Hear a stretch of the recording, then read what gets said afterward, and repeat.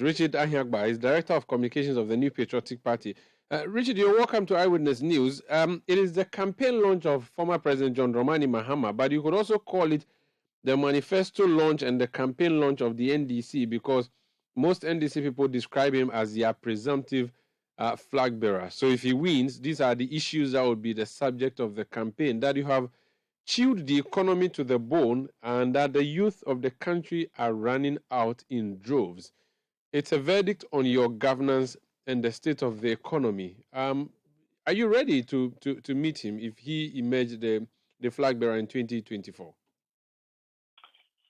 Well, Umaru, there's so much that was said, but you could summarize everything he said in just one word. So more of the same old stuff that didn't work before. The whole program was flat. There was no enthusiasm. He didn't say anything new. He just rehashed and put new words together. There isn't any vision you saw there. If anything at all, there was a lot of plagiarism that was part of his speech. So I didn't see any hope. Misinformation, rehashing of failed promises. There's very little there to talk about. I see. Plagiarism. Who or what did he plagiarize? You saw that, I think it was your program on your platform sometime 2 weeks ago or so, I think February 19th or so. I think I heard Mr. Kofi Asai talk about potentially remedying the challenges we have with the school placement, to have the students make their choices, or the pupils make their choices after they receive their results. And he said that that's what he thinks the problem should be approached and addressed. The former president repeated that on his campaign launch today without giving credit to the individual. There's a clear plagiarized position there. His main campaign theme, he talks about building the Ghana we want. If we go to the African Union's 2063 agenda, they said building the Africa we want. He just took the Africa there and put Ghana. We have a similar campaign we're running. It's just plagiarizing all over the place without giving credit. But what is more egregious is the Kofi Asari thing. You guys have published it on your website and attributed it to Kofi Asari of Africa Education Watch. He just said it plainly as though it was his original idea and without credit. And then also talks about we have mismanaged the economy. Umaru, last week, Wednesday, we had a press conference and we went through the numbers. Former President Mahama inherited a growing economy at 7.3%. He supervised a 3 consecutive years of decline. He's never grown our economy except declining. That's his record. So are you done with the issue of plagiarism? Because you've I don't want you to pack the thing together. So you're done with. But are you sure? Are you sure, Richard Ahiagbah, coming from the New Patriotic Party, I'm just asking if you are sure you have clean hands when it comes to issues relating to plagiarism. Whether I have clean hands or not. Can you really talk about plagiarism? Are you sure? Do you remember the inaugural address of 7 January 2017? Umaru, you're making an entirely different point. I'm just telling you someone has plagiarized. What has that got to do with me? I'm just asking if you have clean hands in this kind of issues. I have not plagiarized myself. I'm just telling you that he stood on the stage this afternoon and plagiarized.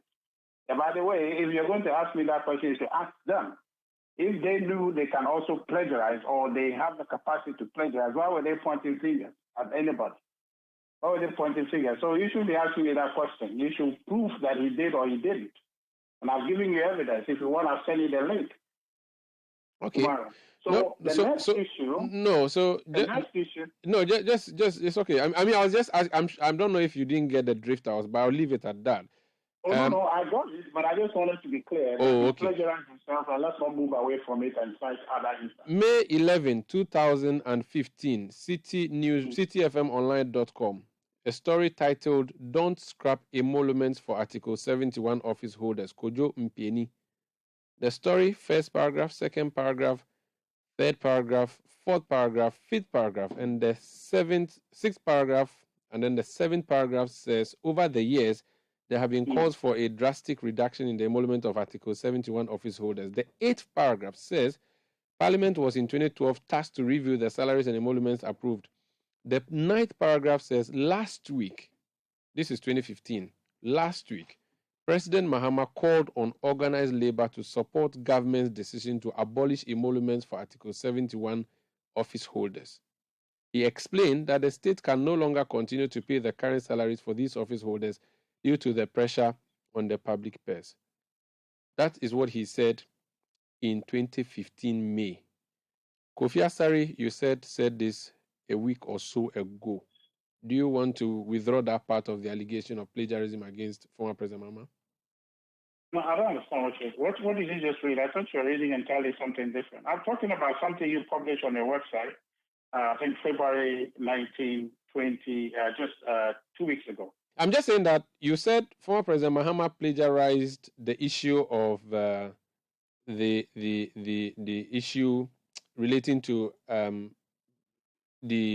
what he said today. He plagiarized Kofi Asare. I'm just saying that he said something about emoluments, or you're referring differently to the issue of BC placement. To the school placement. Okay. Yeah, I didn't talk about emolument at all. So that's why I'm listening. I thought you're making a new point. Okay, that's fine. I didn't talk about that. That's fine. So you're relating specifically to where he talked about Kofi Asare. Yeah, that's what I'm saying. Okay, so it becomes Kofi Asare's views and ideas, and so you're saying that if the president repeats it today, the former president repeats it today, he should have acknowledged him. He repeated it in total, and I think that he should have given him credit for it. Okay. And he didn't. He passed it on as his and the phone, AU's Agenda 65, which is also leaving no person behind, the Africa we want, that one too, you think that he coined it and then changed it into Ghana instead of the Africa we want? I don't know why you are fixated on that. What I'm interested in is that on your website, a gentleman brought an idea which I thought. No, I have not denied it at all. I have not denied it.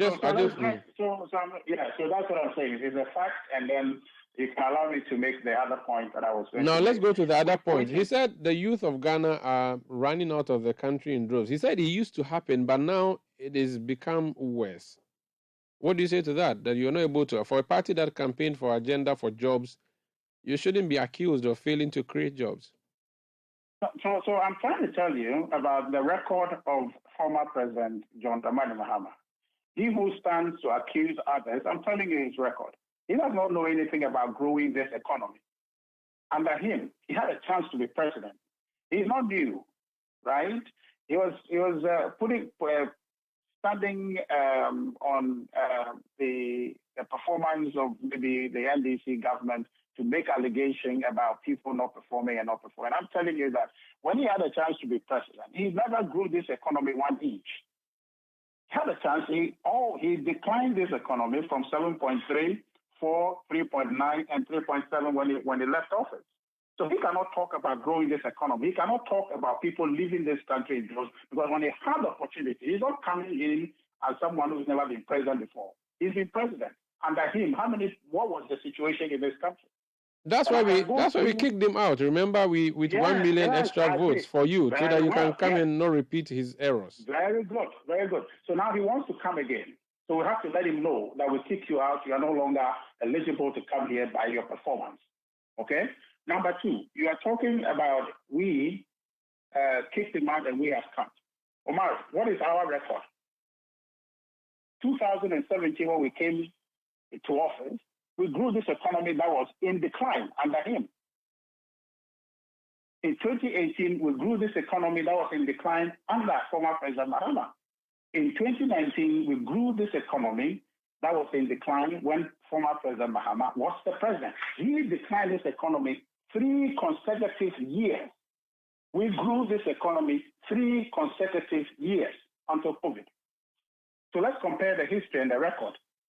He has no standing in the allegation he's making. He's talking about managing this economy with 60 ministers given the difficulties we are in. He's never managed an economy in a difficult time before.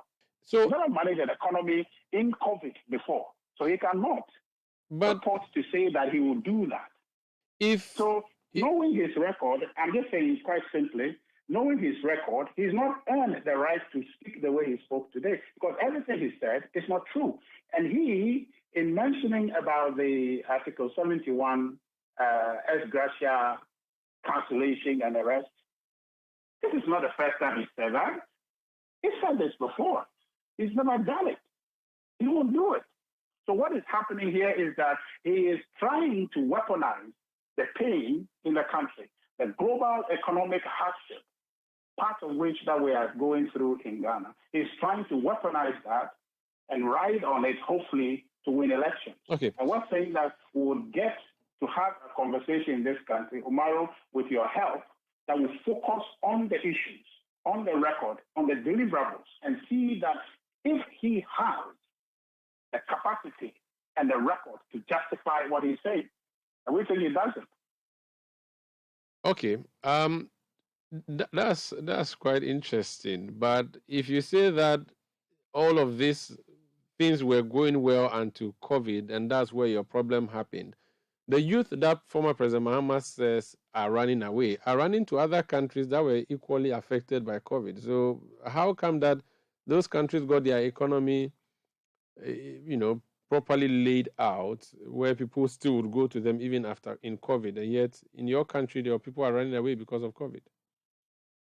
Umaru, I don't think. Are you really asking that question? Or is just one of the one of your? No. Okay. Well, it's a question as to whether if you say that you are doing so well until COVID, and then things went down, and I'm saying that the former president. The issue is that the former president says you are not able to provide jobs, so people are running away. You said you did well with the economy until COVID. The people are running away to COVID countries. So why are they not remaining in Ghana then? Because COVID is a global pandemic. Umaru, from the day I was born, people always sojourn out of this country. Right? He actually pointed that out and said that it's worse in your period. I'm coming to a point. People have always sojourned out of this country. Myself, at a certain point, I left this country to go educate myself, and I'm back. Right? When people go, they'll come back. The point I'm trying to make to you is that if he is making that a basis to show that he has capacity to reverse it, I'm telling you his record. Nothing in his record shows that he can. The point that you should, or I should make to you following that statement he made is that, one, there is no proof to substantiate what he said. He's just saying them. Number two, what is the proposition that he said on that platform to reverse what you are saying, this situation? He has actually listed a number of them. I could share with you, but I think what he said was live, and we already have said it. But just by way of giving you the records. I heard, but I don't in terms of those things to be able to solve the problem. No problem. In terms of GDP growth, I just want to share some statistics from 2013 when he was president. It was 7.3% in 2013. In 2014, it was 2.8. 2015, it was 2.1. 2016, it was 3.3. 2017, it was 8.1. 2018, it was 6.2. 2019, it was 6.5. 2020, it was 0.5. 2021, it was 5.3. So that's just by way of statistics. I think we can leave the conversation here. No, Umaru, not so fast. So what's your conclusion from the numbers you just mentioned? My listeners are listening. You have made your position. I've just given the statistics to support the conversation. So the people who are listening. In other words, the statistic shows that he has no capacity that he claims he has to make this economy work. The NPP is working on it and will fix it. Thank you. No problem. Thank you so much. That's Richard Ahiagbah. He's Director of Communications of the New Patriotic Party.